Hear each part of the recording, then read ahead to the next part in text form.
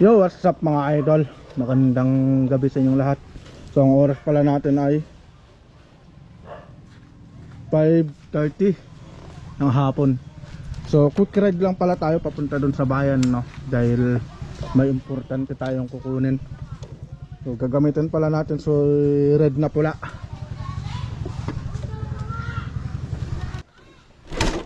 Oh no.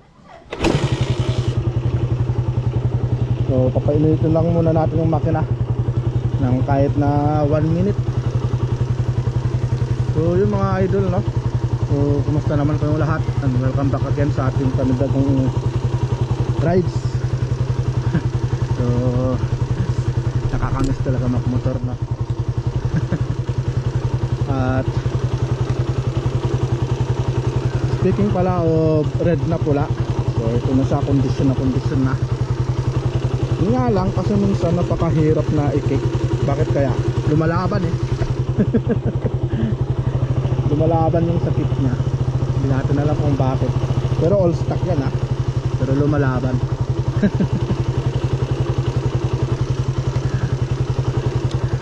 Ay nako. So, padilim na rin pala mga kalabrakada, no? Kaya dahan-dahan lang tayo. Chill ride na lang tayo papunta sa bayan. Pag ganito kasing hapon, pag dito sa probinsya, dami-dami kasi yung mga kambing na anong tawag dito, tumatawid sa mga kalsada. Hindi lang kambing, pati yung mga aso. Kaya chill ride na lang tayo. Ganun din naman kasi yung mga yung pagmamaneho ko, no? Chill ride lang. Hindi tayo nagmamabilis o hindi tayo nagpapatakbo ng mabilis. Alright, so kita-kits na lang tayo sa daan mga kalabrakada.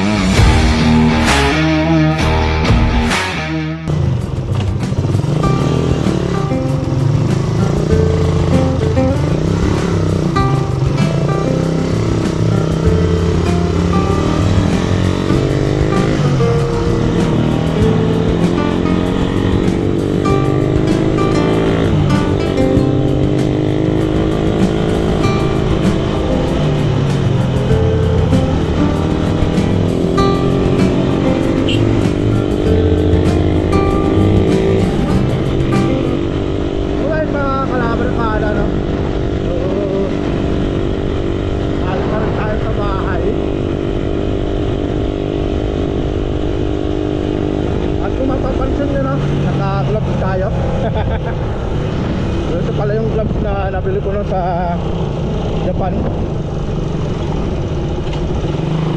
So ang tatak pala nito ay wave gear. All purpose pala yung gloves na to na nabili natin. Pwede siyang pang bike, pwede pang motor, at pwede rin siyang pang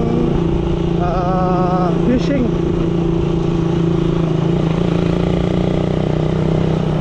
Nabili lang natin to sa halagang 1,500 yen sa Japan.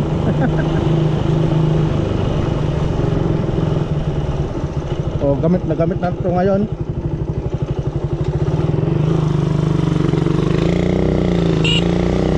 Magagamit na natin ito araw-araw.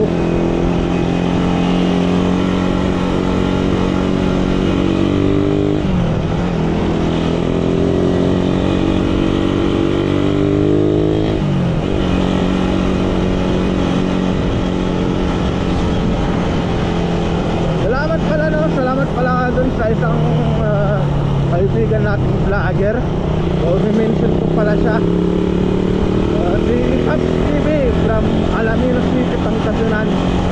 Shoutout sa'yo Paps TV. Sabi niya kasi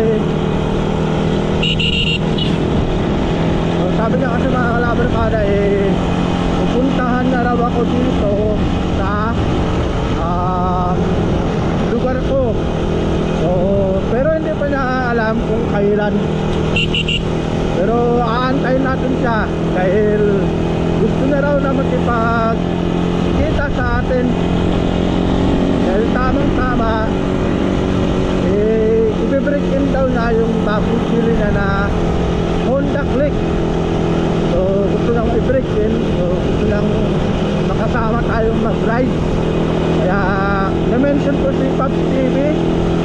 So kung kailan mo gustong pumunta dito, Pops, mention mo lang ako para i-chat mo na lang pala ako sa Facebook page ko para alam natin, may set up natin kung kailan tayo mag-ride, no? At shout out din pala kay Idol Moto Cooking na nakaabang lagi sa mga vlog natin, lalo na dun sa vlog natin about kay Raptor. Lagi nang inaabangan yun.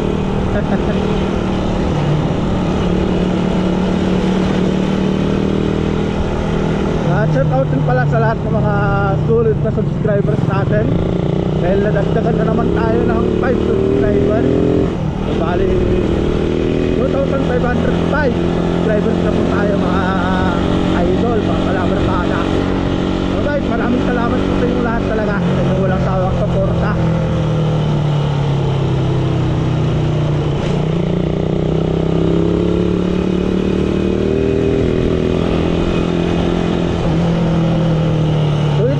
Gamit ni Red na pula pag ganito na madali ang lakad. Ito talaga yung ginagamit namin, madali yung ginagamit ko. Katulad ngayon kasi may kailangan tayong puntahan sa bayan.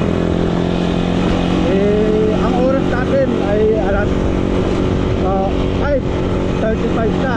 So mamadali tayong pumunta ng bayan para makauwi din agad tayo.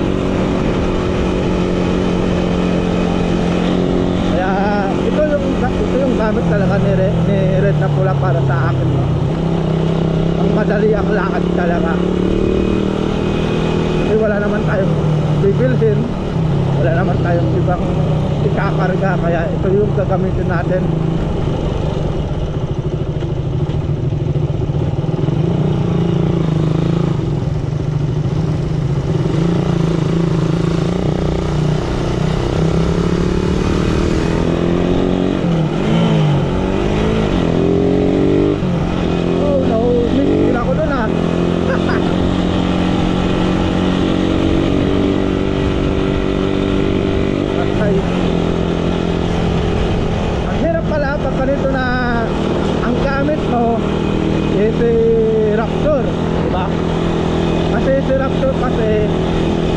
Lahat ng cambio ni Raptor all down. Ito 1 down, 5 up. Itong si Red na pula. Kaya minsan lilito ako sa cambio.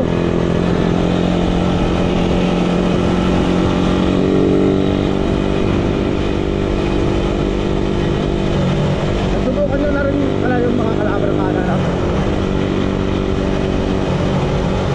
Nasubukan nyo na ba yung ganun, mga kalabarkada? Mamimigit kayo dahil sa iba't ibang motor yung hawak niya.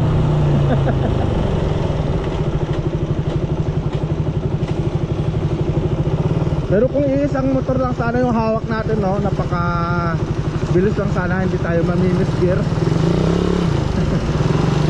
Pero mas maganda na yung mamimiss-gear tayo kasi dito sa mas maliligaw tayo. Sila yung ano. Uy, shoutout sa inyo.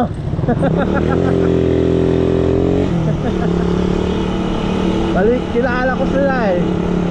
So, anong tawag dito?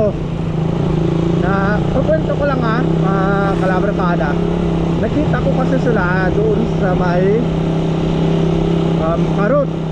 Yung dalawang yon. Ngayon, naubusan sila ng gasolina. So ang uuwian pa nila ay dito. So napakalayo pa. Ang ginawa ko, yun nga, binigyan na lang natin sila ng panggas. So hindi pera yung binigay natin, kundi gas talaga. Gas yung binigay natin para lang makauwi yung mga dalawang bata.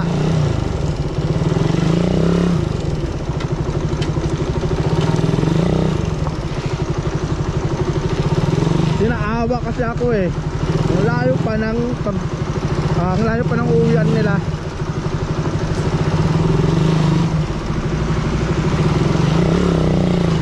Kaya pero kalahating litro lang naman yung binigay natin. Saktong sakto na yun, kalahating litro, para lang maka-uwi sila, no? So shoutout sa kanila.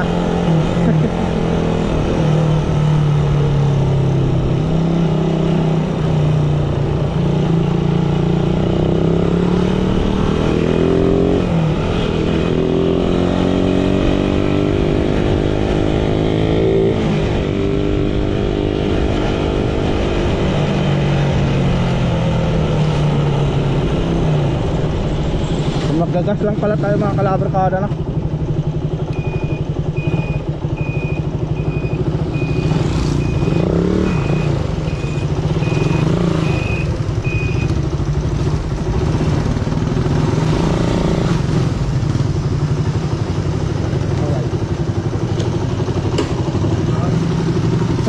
Kung lang boss, 50 lang. 50 lang. Special.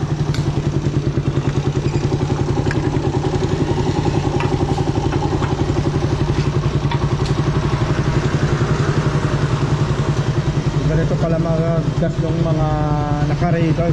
Mas ito 50 lang. 50 lang, tama na. Salamat boss.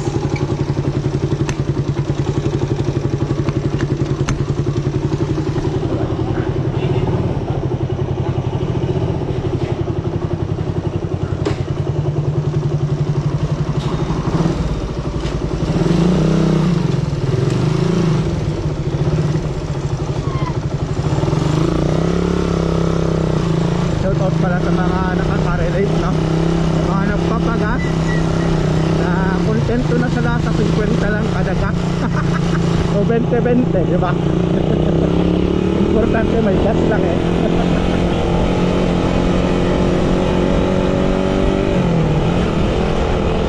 Sigurado sa mga nakakapanood, sa mga kasubukan nyo na rin ito eh.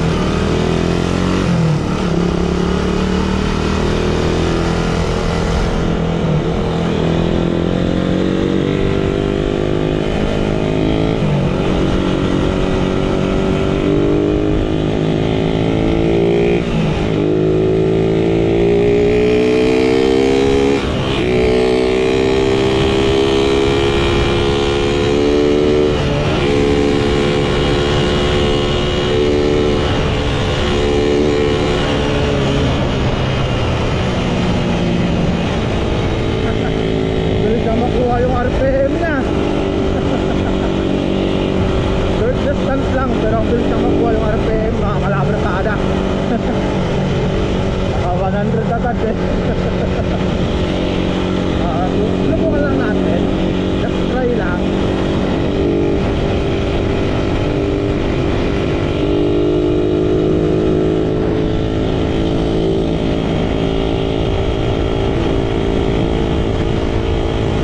Nakasya ng pikat na.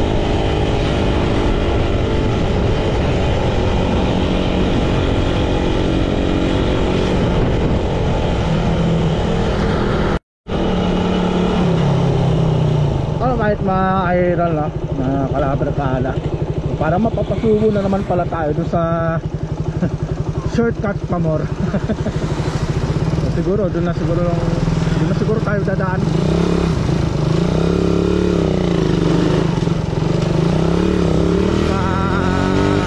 Bilis tayo makarating kung saan sa bayan ng Antay.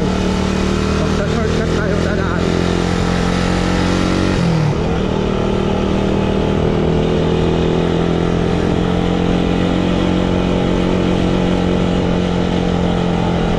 Kawawa din kasi yung motor natin sa Detour. Dito sa Detour, napakapangat din kasi ng daan dito.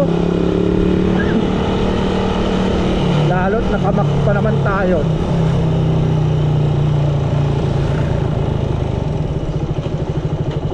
Parang nagdadalawang isip ako ah. Dito na lang tayo.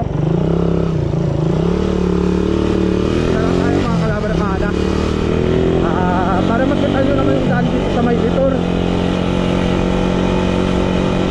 Ipipili na lang natin yung gulong natin.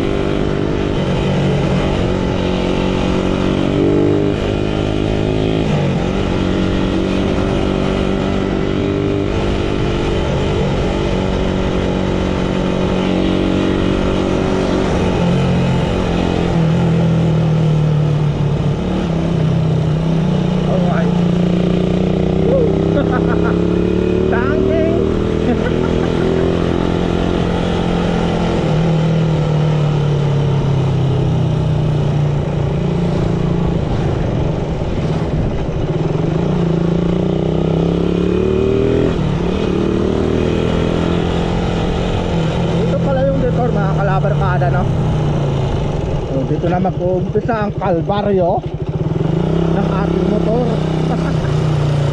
Ang bihira.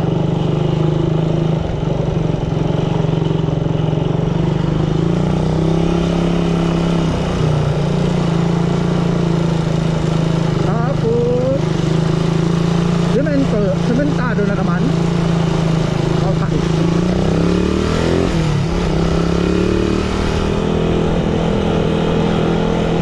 Maalala kung na-i-block ko na pala itong Detour na to, no? Pero parang sa tingin ko hindi pa yata.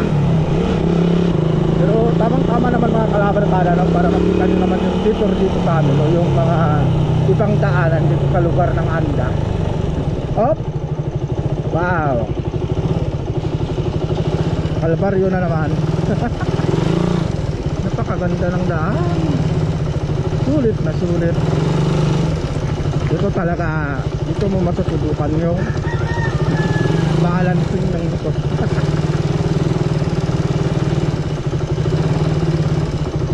Grabe. Buti na lang kanyo, tinaas ko na lang kunti kasi red na pula. Kasi dati nakaluward ko mga kalabarkada na. Eh, napakahirap din naman kasi na lowered itong motor natin dito sa lugar namin kasi nga ganito yung daanan. Sumasayad kasi. Kaya tinaas namin ng kunti, tinaas namin ni Sherwin.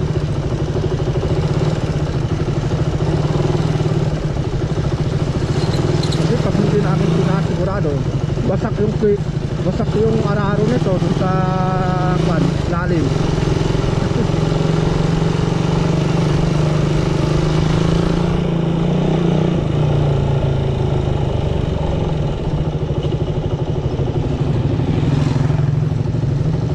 Alright.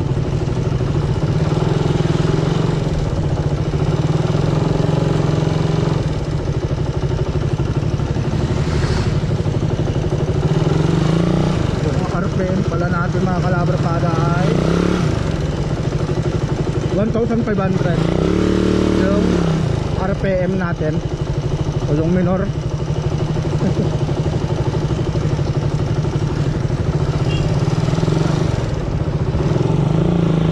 At sa wakas nakalabas na tayo sa Detour.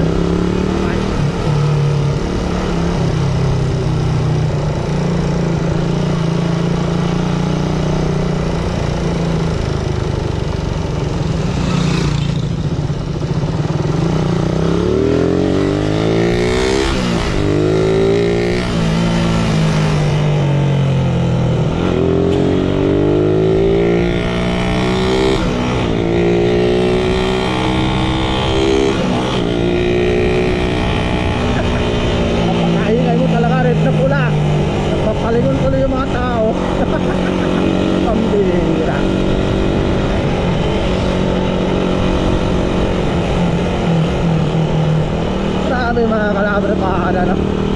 Napapalingon talaga yung mga tao dahil sa ingay nito alaga ko.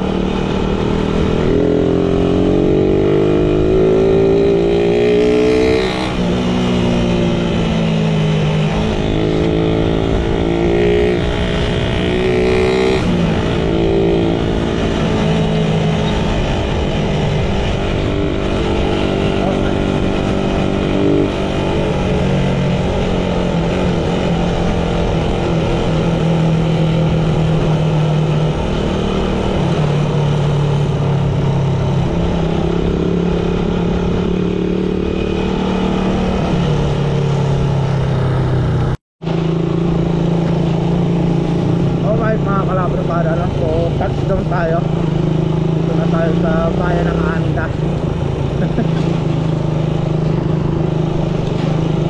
Authentic pala tayo ay 5:50. So ilang minuto rin tayong nagbiyahe. Pero wala pa tayong 30 minutes. Nakarating na tayo dito sa Anda. So bali 9 kilometers pala yun, no? Yung layo ng bahay dito sa bayan ng Anda. 9 kilometers is ilang minutes? 20 minutes. Pero yung minsan kasi dahan-dahan lang tayo, kaya 20 minutes bago tayo nakarating. Pero sakto lang naman, sakto lang yun. At yung 50 na gas natin ay nakarating ng bayan ng Anda. Sergeants yun ah. Shout out kay Sergeant, isang vlogger din.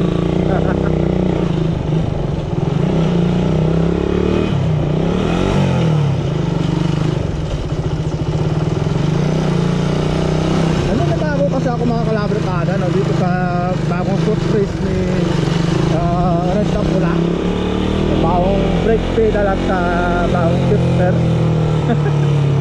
So, binalik kasi natin yung stock. So, medyo naninibago pa ako. So, nangangapa kung ikaka nila, diba? Nangangapa.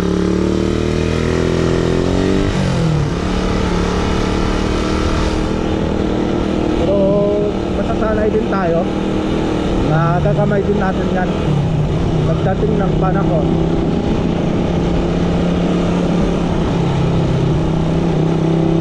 Alright mga kalabarkada, so touchdown 7-Eleven. Dito pala tayo pupunta sa 7-Eleven. Alright.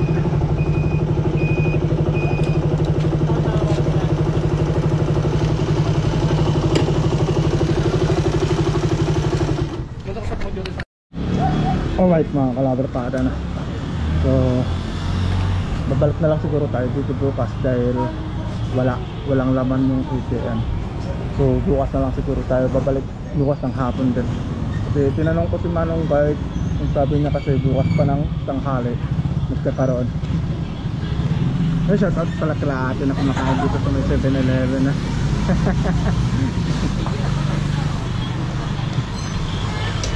Alright, sige tayo, salamat. Yun, bye bye. Baka may gusto ko yung shout out. Baka may gusto. Shout out po Nicolas family and Tagara family. Hello. Ayun.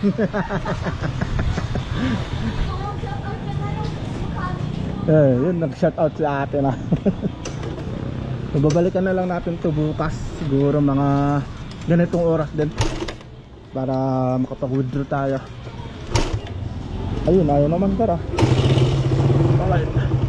So, pauwi na tayo mga kalaban na lang. Salamat eh.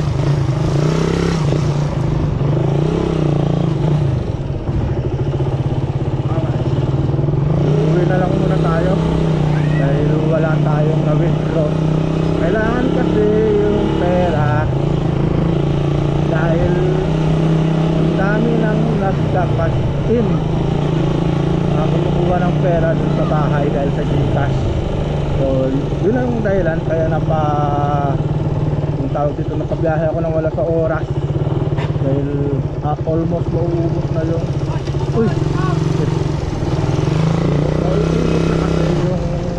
cash namin, kaya kailangan talagang makapag-withdraw. Sana ay makakuha tayo bukas, no? Kasi sabagay guide, natanong naman natin kay Manong guide na bukas pa raw ng tanghali na magkakarga doon sa may ATM machine. So babalikan natin yan para kung makakukuha ng pera dun sa bahay, mayroon silang makuha para hindi naman sila makabala.